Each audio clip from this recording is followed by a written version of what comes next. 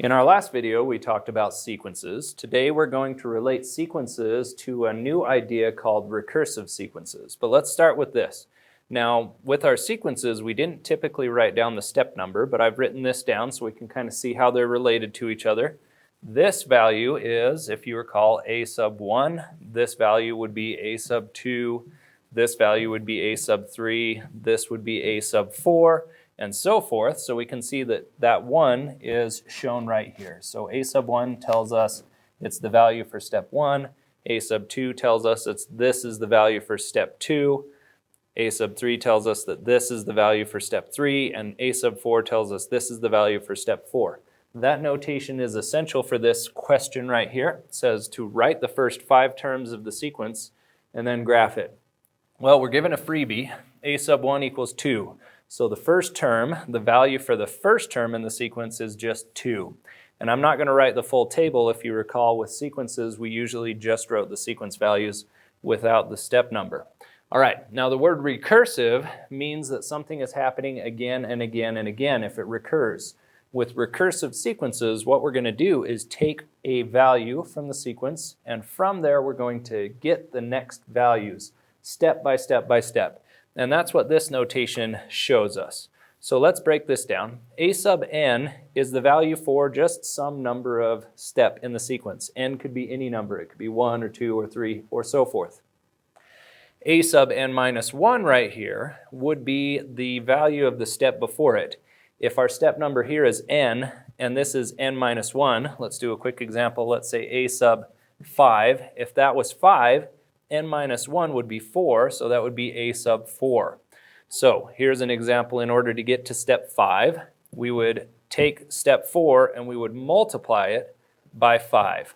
So that's going to happen with all of the steps in our sequence. In order to get to the next step in the sequence, we're going to take the step before it and multiply it by 5. That will allow us to write the first 5 terms of the sequence, and then we can graph those.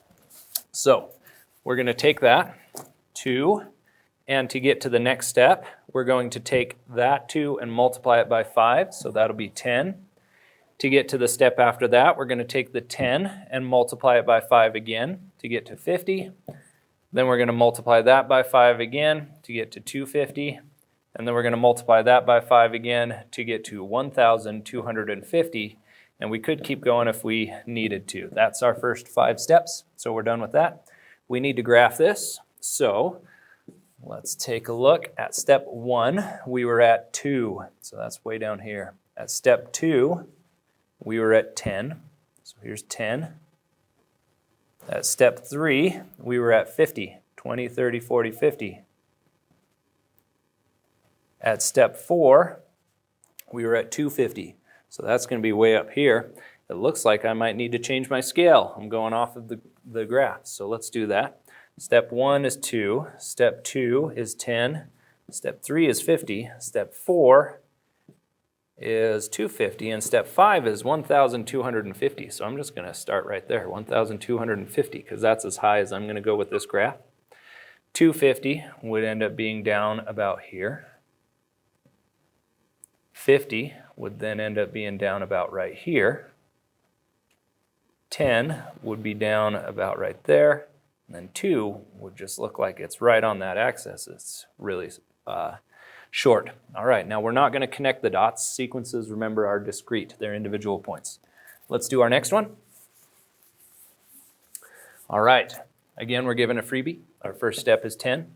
This tells us to get to the next step, we're going to take our previous step, a sub n minus 1, and we're going to subtract 8 from it.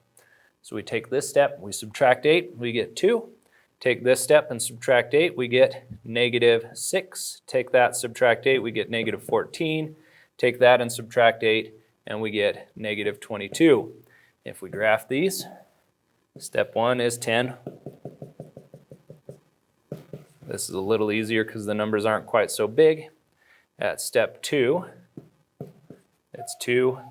At step 3, it's negative 6.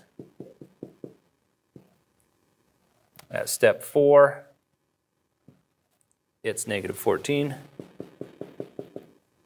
And at step 5, it is negative 22. So, taking a look at these two graphs, you can see that these line up in a straight line. This is an example of an arithmetic sequence or linear function. Right here they follow that exponential curve. You can see that curve showing up. So this is geometric or exponential. And that's our next question. We're supposed to take a look at these equations right here, these recursive equations, and decide are they arithmetic or geometric. And we can do that quickly because we remember that arithmetic has a pattern of addition and subtraction, and geometric has a pattern of multiplication or division. Right here we see that to get to our next step, we're taking our previous step and multiplying it by 0.3. Well, which of these had a pattern of multiplication? That's geometric. So this is geometric. Let's take a look at the next one. To get to our next step in our sequence, we take the previous step and we add 2.6.